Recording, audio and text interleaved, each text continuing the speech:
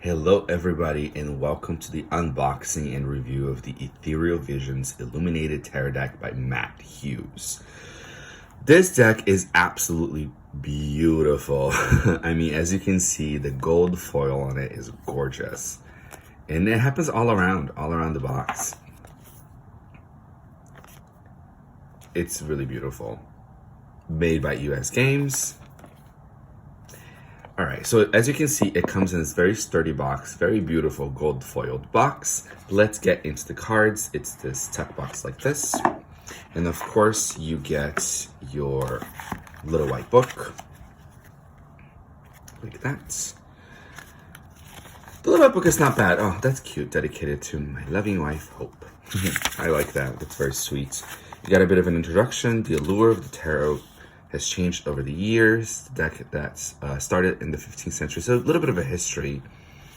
And the Ethereal Visions Tarot deck consists of 80 cards. So there are 2 extra cards in the deck, as opposed to the regular 78. And then we get right into the meanings. I do like this, how it gives you the astrological correspondence. So the Fool, he says here it's Uranus, gives you a bit of an interpretation of it, and then the upright and reversed meaning, which is really, really helpful and interesting.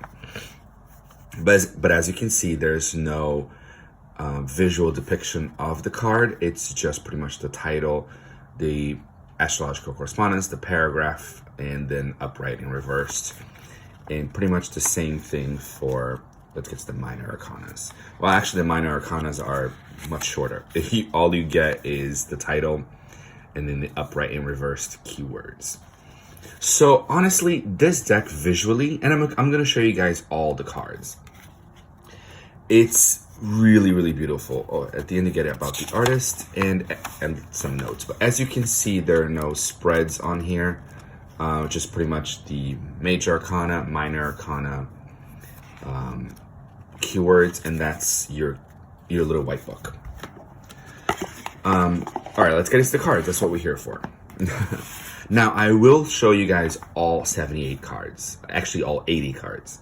If you don't want to see all of them, you can skip ahead, you can kind of like jump around, but I will show all of them. And they are in order that they came in, okay? I literally just opened the box and I looked through them really quickly to do this unboxing. So here are the backs, very beautiful backs.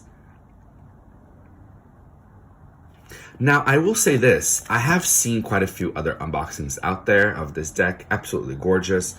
I thought the cardstock wasn't going to be as bendy as this. To me, when I looked at it, it really felt, when I saw other people's videos, it looked more like it was more of a stiff cardstock, but I'm not mad at it, to be honest. I like it. Honestly, it doesn't bother me when cards are flimsy or when they're too stiff. I don't care really either way. If they're too stiff, you know, if they're a little harder to shuffle, but when they're bendy like that, it doesn't bother me. I mean, it's paper at the end of the day. But anyway, let's get into the cards. So this Fool is beautiful. As you can already tell, it's a very Art Nouveau style. Soft colors. Everything has a beautiful gold foil somewhere. And of course we have our title, which is the title box, which is the High Priestess. This deck is a little bit bigger than the Rider-Waite-Smith. So here's my Rider-Waite-Smith. King of Pentacles is what I pulled first. As you can see, the cards for the Ethereal Visions is a little bit taller and a little bit wider. Probably like a 1/4 of an inch or so. Not too bad. The Empress. Got the Emperor. Hierophant. They look very similar, honestly. If there was no title. Oops. I skipped the Lovers. The Chariot. As you can see, I mean, in my opinion, it's a soft deck, soft colors, soft imagery. I will say it's actually not a bad deck for beginners.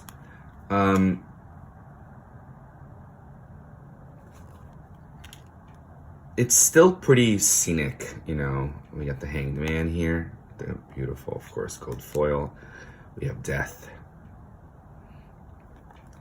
Oh, this Temperance with the wings being gold, it's so beautiful. So like, if this aesthetic pleases you, I would say it's not bad for a beginner. The only thing is, if it is your very first tarot deck, you're not getting a whole lot with the guidebook. You get, of course, the keywords, and those are very helpful. But, you know, a lot of other decks out there, they give you a little bit more information. But of course, that's entirely up to your aesthetic and preference.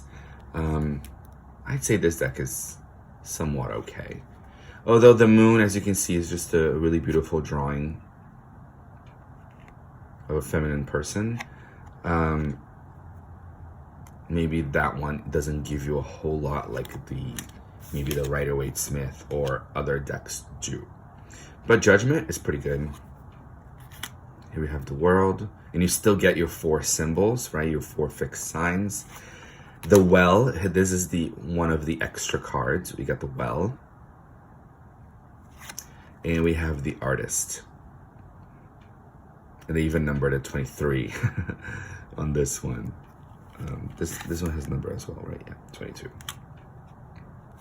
And then we get into the Minor Arcana. Now, in this deck, the way it came, the court cards are first.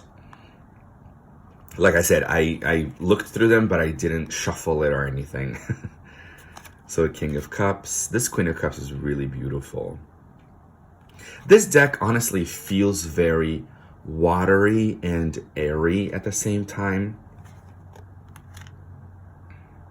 And this might sound weird maybe for some of you, but if you're familiar with the Starseed Oracle or the Work Your Light Oracle, the artwork is very different, but I find that the color scheme is similar. They all have these pastel, soft colors. So it would be interesting to use them together.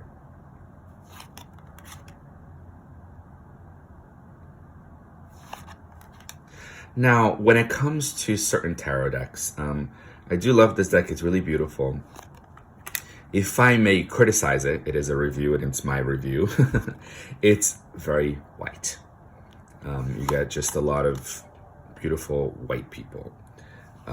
It's not very inclusive. It doesn't have a whole lot of...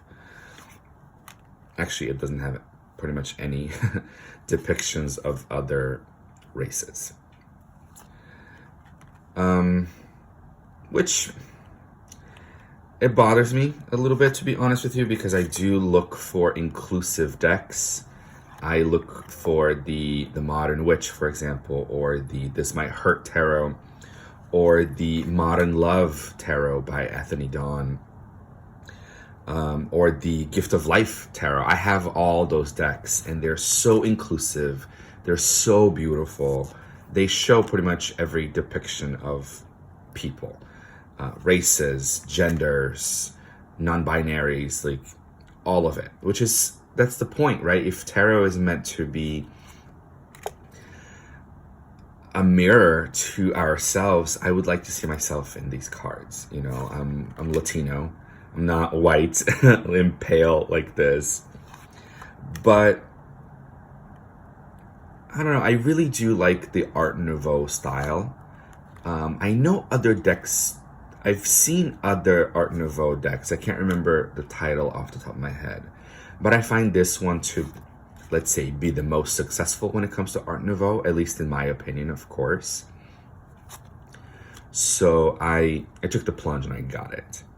Also, I didn't realize it was going to be this white.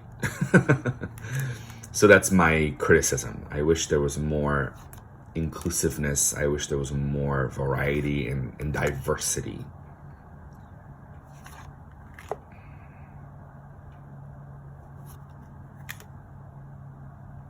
This Four of Swords, I do wish it was done a little bit better. The artwork is beautiful, but we just kind of get this portrait of a soldier. And I'm familiar with the Four of Swords. It usually, I'm assuming it's a soldier that's lying down, but we get the bird's eye view of his face. That's usually what other decks have. They show the soldier lying down. But if you're a beginner, that's not obvious. It just kind of looks like a rounded portrait of a soldier. Of a knight, I guess I should say. Six of Swords. And all of them have this border. Some sort of gold foil border, which is just really, really beautiful. Eight of Swords. Now, speaking of inclusivity, this deck, the same creator, Matt Hughes, also has an Oracle deck. And I have it right here. It's called Dreamscape Oracle. And as you can see right in the box, we have a woman of color. So that made me happier. That made me very happy. I actually kind of see myself using both of these decks together, like as if one giant deck. There are 32 cards in here, and if you guys want to, for the unboxing of the Dreamscape Oracle, the review is right below. The link is below. All right, so you guys can check that out too. All right, so we have the Nine of Swords. This Nine of Swords is really interesting because instead of having like the swords, we get these spirits, right? Which I think it makes a lot of sense to me. Ten of Swords is pretty classic. And we got our King of Wands and a little golden salamander over here. I love that. Queen of Wands and her black cat, her iconic black cat.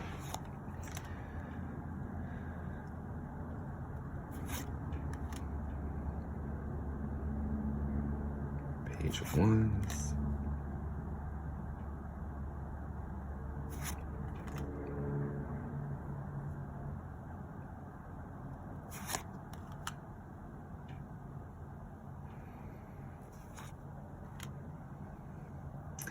This Four of Wands here, I will be honest, it took me a minute to realize what this was.